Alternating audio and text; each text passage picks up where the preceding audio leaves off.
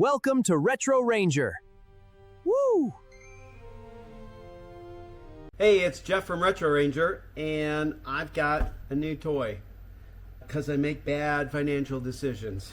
This was a weird Kickstarter purchase. If you are not interested in soldering tools, things like that, skip this one. This is all about soldering. So, back to my bad financial decisions. Back in May, I believe, I did a Kickstarter. I've always wanted to pick up a cordless soldering iron for small things. So I saw this on Kickstarter and I thought I'd take a chance. We're going to unbox it together. We're going to take a look at this thing. It's from a company called FusionLab. So let's take a look at this thing. It's pretty bare bones. Now, the interesting thing about this is it's a visual solderer. So the soldering thing connects to an app. So we'll spend time connecting it up to the app and testing it out. But I thought it might be kind of neat sometimes where you could record what you're doing. And I don't know, it's gadgety and I like gadgets, right? It came with the normal tip, came with larger chisel tip, and then the flat wedge thing. I don't know, I never use these ones. Looks like that. I don't know if you can see it. It came with those three. It looks like a really tiny manual, a box with almost nothing in it. Get rid of that. And small tin wire. Wow, that's really, yeah. We'll go through that in one effort. Okay, I also paid, and I can't remember how much I paid. I'll find the link. I'll throw it in the description. It looks like we've got a larger, looks exactly the same as the one we had. That looks exactly the same. It looks like I just got a complete separate set of tips. Non-standard, look at that, screw in. Now, it looks like it would have had some type of wrench that would tighten the things down, but if I was supposed to get a wrench, I don't see it. It's loose, easy to unscrew with your fingers. I feel something rattling in it. Let's take a look, as I don't know anything about this. You use QR code to download the app. I actually did that already. Product, input voltage, output. Let's see, iron head snake, they call this. Okay. Switch button, display screen. That's pretty basic.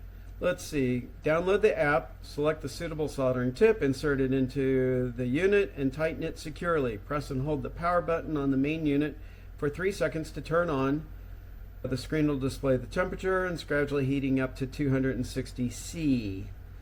And the Wi-Fi indicator will light up. Open the settings on your phone and select the Wi-Fi connection. Connect to the device, open the app, the real-time footage of the screen. Press and hold button on switch to select different temperatures. Press and hold 3 seconds to power off. That's literally the manual. Push and hold 3 seconds. It says high. Press it once. Now it says 260. Press 300 C, 340 C, 380 C, 420 C, and then it goes to high. Won't go 340. It's got an LED light on it. That's nice. You know what would have really been a good idea? Yeah, maybe if I set out an Amiga 500 motherboard that I was working on to kind of test this out with an actual circuit. Okay, we'll get to that. So, trying to see if it's hot. Of course, the easiest way is to stick my finger on it, right? No. That is a thing. I see it smoking. Okay. We got a little meltage. We got meltage. And I'm making a mess on my mat. Let me switch over. Let's get the app installed. We'll take a look at that process and see if this thing's really all that cool. So press and hold 3 seconds. 1, 2, 3. and off she goes. All right, be right back. 3, 2, 1. Now it's recording. And on the phone, I'll do a picture-in-picture on this. We've got something called XiView Pro. Okay, so it said, that's right, need to go to Wi-Fi. So let's get this back on. I don't like the rattling. It's okay feeling in your hand. All right, we got high. Let's get 340. I'm just going to set this down on the table here whilst we mess with our phone. And let's see, we wanted to go to, it said Wi-Fi. So let me get there. Wi-Fi. And do we see anything? Okay, this must be it here. I am running beta version of 27, so things look a little different. Okay, it's acting like it's connected. Let's go back to this. Welcome to XiView Pro.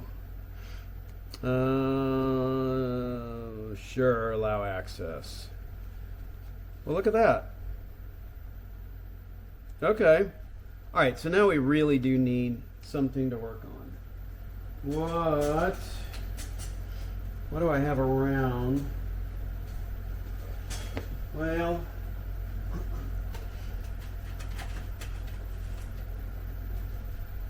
I'm not ready to actually work on this, but we'll take my 600.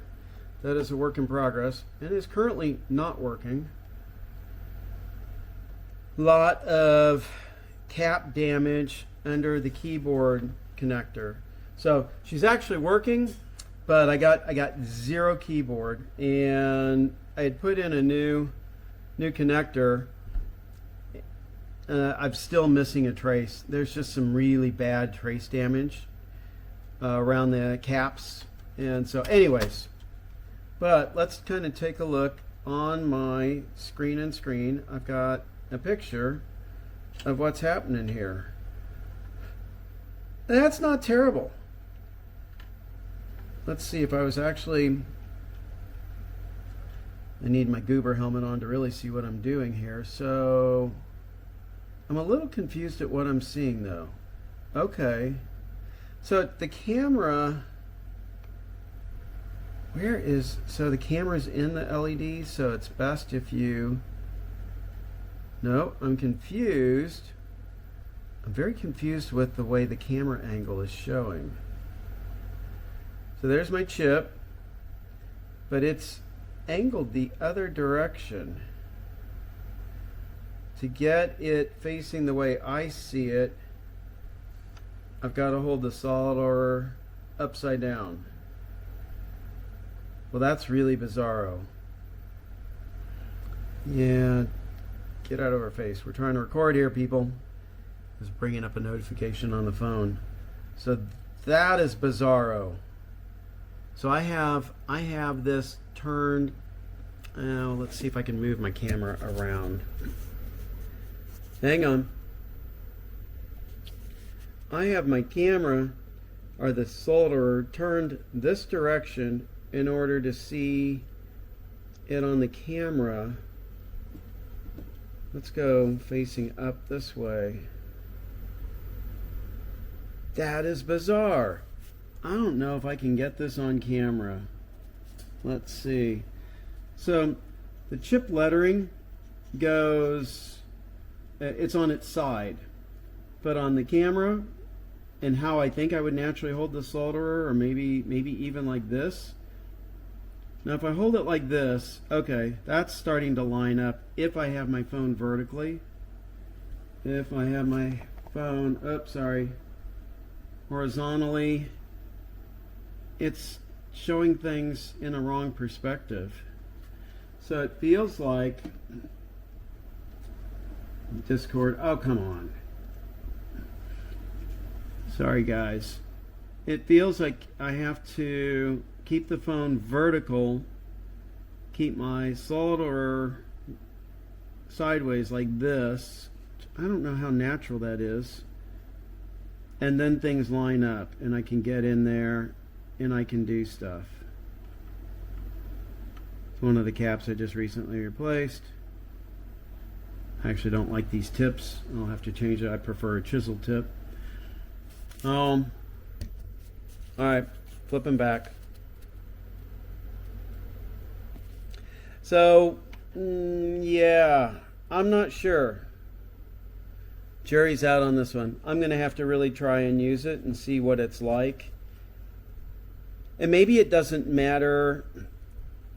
You know, I'll be using my Goober helmet to look up close. I thought the visual side of it might be neat just for recording for some of the videos and showing some of the close-up work and things like that, you know, that you can't normally see from a top down, even if you're like zoomed way in and things like that. So I thought this might be kind of fun for some of that. I just don't know. So then in that instance, you know, it really doesn't matter that you're seeing a different perspective than what I'm seeing while I'm using it. So from that aspect, it might be pretty cool. The resolution seems okay. Let's flip it around here a little bit. So I'm getting some glare. Getting some glare at times. You know, when you're in pretty close, it's not bad.